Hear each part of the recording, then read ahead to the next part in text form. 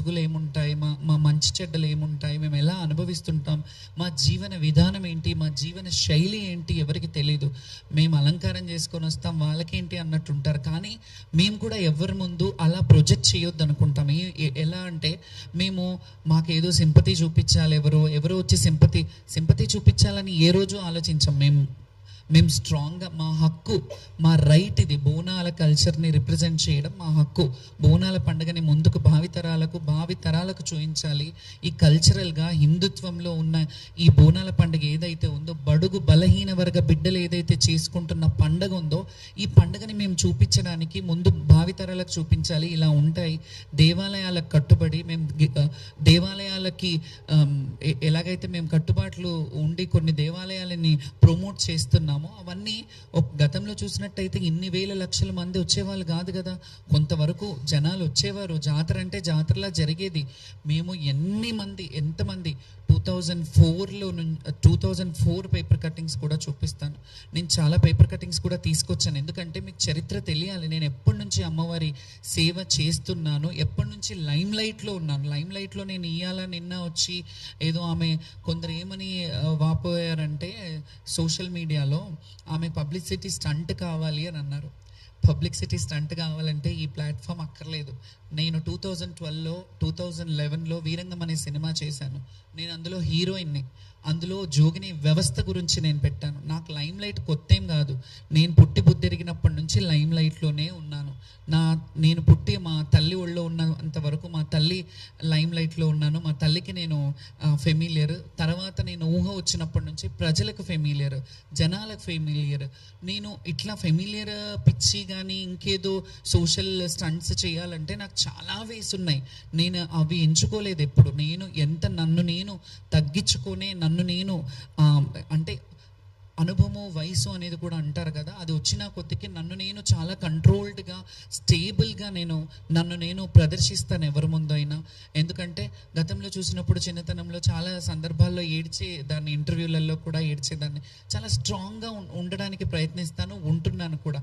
ఎందుకంటే మనం చూసి 10 మంది నేర్చుకుంటారు అనే దాన్ని బట్టి.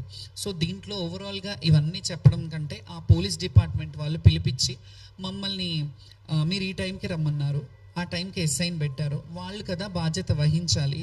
పోలీసుల మీద మేము ఇట్లా ఎందుకు చేశారు, మీరు ఇది కరెక్ట్ కాదు కదా అని అన్నాము. నెక్స్ట్ డే బోనాలు పడిపోయిన వాళ్ళే కొందరు బోనాలు పడిపోయినాయి అని చెప్పారు.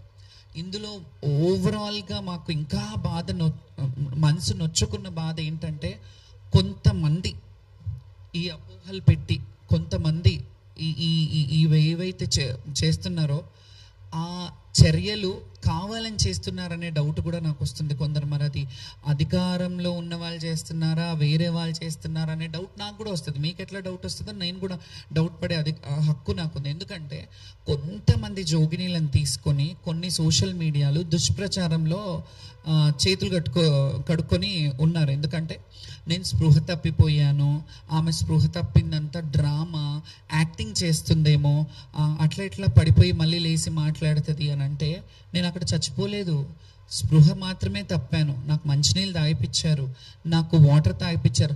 యాక్చువల్లీ ఇంకొక విషయం చెప్తున్నాను. నేను ఈ క్వశ్చన్లన్నీ జనాలు తెలియాలని నేను ఈ ప్రెస్ మీట్ పెట్టాను. ఇవన్నీ చెప్తున్నారు కదా, నేను స్పృహ తప్పిపోయినాను కదా, నా డ్రామా అన్నప్పుడు అట్లీస్ట్ అక్కడ ఒక మెడికల్ క్యాంప్ ఉంటుంది కదా, మెడికల్ క్యాంప్ రావాలి కదా నాకు నీళ్ళు ఇవ్వడం. సరే పడిపోయాను, డ్రామా చేశాను, పక్కకి తీయడానికైనా రావాలి కదా, ఎవరైనా రావాలి కదా. పోలీసు వాళ్ళు బోనం అక్కడ కొంతమంది శివశక్తులు వచ్చారు.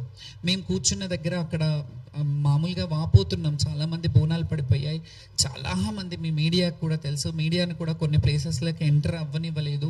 మీ అందరికీ తెలిసిన విషయంలో ఇంట్లో నన్ను ఒక్కదాన్ని అంటే అన్నారేమో, వీళ్ళందరూ డ్రామా చేస్తున్నారా, అక్కడ కింద పడిపోయిన వాళ్ళు, బోనం పడిపోయి ఏడుస్తున్న వాళ్ళు, వీళ్ళందరూ డ్రామాలు చేస్తున్నారా. ఫస్ట్ ఈ డ్రామా అనే మాట కూడా నేను చాలా తీవ్రంగా ఖండిస్తున్నాను. ఎవరైతే అన్నారో, కొన్ని యూట్యూబ్ ఛానల్లో ఎవరైతే పెట్టారో సోషల్ మీడియా వాళ్ళు జర్నలిస్టులు కాదు. మీరు జర్నలిజం చేశారా, మీరు జర్నలిస్ట్లా? మా వ్యక్తిగత బౌన్సర్లు ఎందుకు అనే ఒక క్వశ్చన్ రైజ్ చేశారు ఒక ఛానల్లో. ఆ ఛానల్ ఏదో కూడా నేను చెప్తాను, ఆ వ్యక్తులు ఎవరో కూడా చెప్తాను. ముందుగా నేను చెప్పే ముందు మీకు అర్థం కావాలని చెప్తున్నాను. అందులో బౌన్సర్లు ఎందుకు, ఈమెకు బౌన్సర్లు అవసరమా, అయినా శివశక్తులు జోగినీలకి బౌన్సర్లు అవసరమా అంటే అవసరమే. ఎందుకో చెప్పనా, లక్షలాది మంది మన్నలను, లక్షలాది మంది ప్రేమను సంపాదించుకున్న మేము కొంతమంది చెడుగా ఉంటారు, కొందరు మంచిగా ఉంటారు. అందులో ఎక్కడ కూడా అపశృతి జరగొద్దు. మేము బోనాలు తీసుకెళ్లేటప్పుడు తెలియక కూడా అత్యుత్సాహంతో, అతి ప్రేమతో వాళ్ళు మా మీదికి పడి ఫోటోలు దిగాలని, ఫోటోల కోసం ఎగబడుతుంటారు. ఈ విషయం మీ అందరికీ తెలిసిందే, మీడియా వాళ్ళకి. ఎందుకంటే మిమ్మల్ని కూడా తోసేసిన సందర్భాలు ఉన్నారు. మీరు కూడా చాలామంది నా బోనానికి కింద పడ్డ సందర్భాలు చాలా ఉన్నాయి. సో ఆ బౌన్సర్లను పెట్టుకున్నారంటే ఆ బోనం పడొద్దు, బోనం భంగం కావద్దు అని చెప్పి ఈ కల్చర్ని భ్రష్టు పట్టియొద్దు, కల్చర్ని రిప్రజెంటేషన్. నేను అమ్మకి 365 రోజులు మనకు అన్నం పెట్టే అమ్మకి మనం ఒక రోజు బోనం చేస్తున్నామంటే అది పవిత్రంగా తీసుకెళ్లాలని ఒక్క పొద్దుతో, ఉపవాసంతో మేము వెళ్ళి అమ్మవారికి నైవేద్యం ఆటపాటలతో, డప్పు చప్పుళ్లతో ఇవన్నీ వెళ్ళి మేము ప్రజెంట్ చేయడం జరుగుతుంది. డబ్బులు గవర్నమెంట్ పెట్టట్లేదు, మా సొంత డబ్బులు.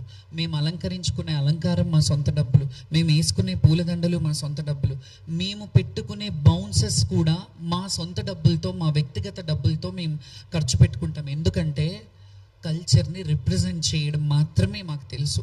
కల్చర్ని రిప్రజెంట్ చేయాలి, మేము బోనాలు తీసుకెళ్ళాలి, అమ్మని, తల్లిని చూడాలి. సంవత్సరం అంతా ఎదురు చూసే ఘట్టం ఏదైతే ఉంటుందో ఆ సికింద్రాబాద్, ఉజ్జయిని మహంకాళి కావచ్చు, ఎల్లమ్మ, బల్కంపేట ఎల్లమ్మ కావచ్చు, ఏడుపాయల దుర్గమ్మ కావచ్చు, కొమరవెల్లి మల్లికార్జున స్వామి కావచ్చు, ఐలవేణి కావచ్చు, మేడారం సమ్మక్క సారక్క జాతర కావచ్చు, అక్కడ అన్ని వేలాది లక్షలాది మంది శివశక్తులు, భక్తులు అందరూ వెళ్ళడంలో, శివశక్తులు కొంత ప్రత్యేకమైన అలంకారాల్లో ఉండడంలో తప్పే ఉంది.